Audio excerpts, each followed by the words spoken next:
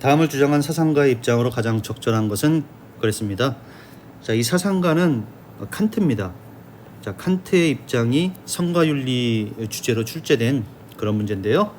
자, 그러면 칸트의 입장이 어떤 것인지 한번 제시문 분석 한번 해볼게요. 인간이 상대방의 성을 향유하기 위해 자신을 내주는 행위는 자신을 사물로 만드는 거래요. 자, 그런데 혼인이라는 조건 하에서는 남녀는 서로의 인격성을 상실하지 않고 성을 향유할 수 있다. 기본적으로 성이라는 것은 자기 자신을 사물로 만드는 것이긴 하지만 결혼을 한 부부간의 성적 관계라면 인격성을 상실하지 않고 성을 향유할 수 있다. 이렇게 하고 있고요. 그 다음에 혼인은 출산을 위한 것만은 아니다라고 말하고 있고요. 또 남녀가 쾌락을 전제로 성을 향유하고자 하더라도 반드시 혼인을 해야 한다. 다시 말하면 혼인을 한 관계, 즉 부부간의 관계, 성관계라면 쾌락을 추구하는 것도 인정될 수 있다는 입장이네요. 자, 이 정도 내용이 파악됐으면 이제 선택지 분석을 한번 해볼게요. 1번, 사랑이 전제된 혼인 전의 성관계는 도덕적으로 정당하다. 자, 혼인 전의 성관계.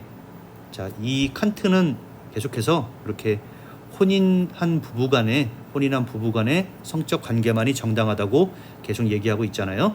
1번 틀렸고요.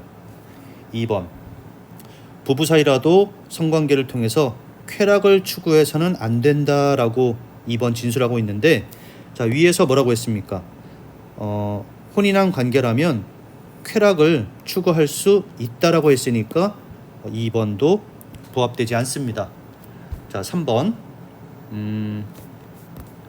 인격성을 훼손하지 않는 성관계는 부부 사이에서만 가능하다. 네, 아까 위에서 뭐라고 했습니까?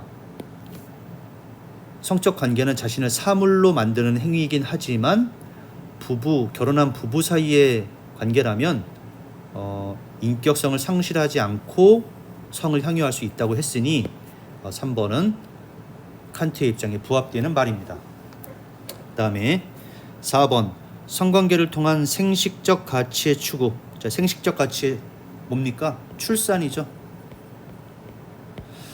그것이 혼인의 유일한 목적이다라고 했는데, 자, 위에서 칸트가 뭐라고 했습니까? 혼인은 출산을 위한 것만은 아니다라고 말하고 있으니까 4번 틀렸고요. 5번, 모든 성관계는 상대방을 대상화함으로 허용돼서는 안 된다. 상대방을 대상화한다, 수단으로 여기는 것이다. 그런데 칸트의 입장에 따르면 아까 뭐라고 했습니까?